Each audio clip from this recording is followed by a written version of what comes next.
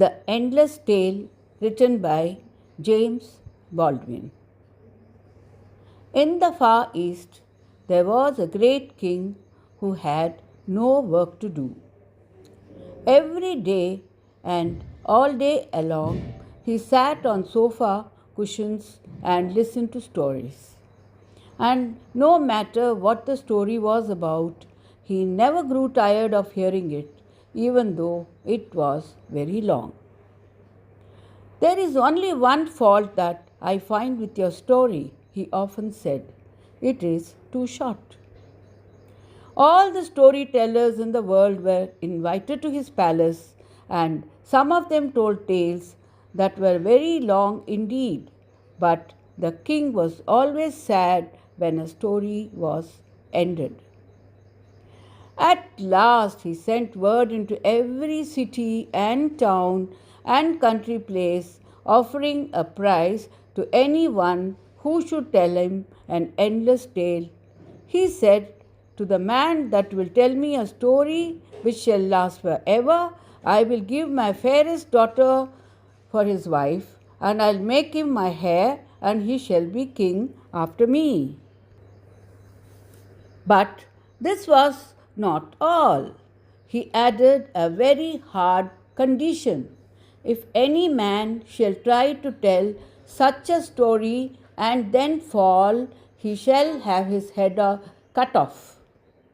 The king's daughter was very pretty, and there were many young men in that country who were willing to do anything to win her. But none of them wanted to lose their heads, and so only a few tried for the prize. One young man invented a story that lasted 3 months, but at the end of that time he could think of nothing more. His fate was a warning to others, and it was a long time before another storyteller was so rash as to try the king's patience. But one day a stranger from the south came into the palace. "Great king," he said, "is it true that you offer a prize to the man who can tell a story that has no end?" "It is true," said the king. "And shall this man have your fairest daughter for his wife? And shall he be your heir?" "Yes, if he succeeds," said the king. "But he fails, he shall lose his head." "Very well, then," said the stranger. "I have a pleasant story about locusts which I would like to relate." "Tell it," said the king. "I will listen to you." The storyteller began his tale. Once upon a time, a certain king seized upon all the corn in his country and stored it away in a strong granary. But a swarm of locusts came over the land and saw where the grain had been put.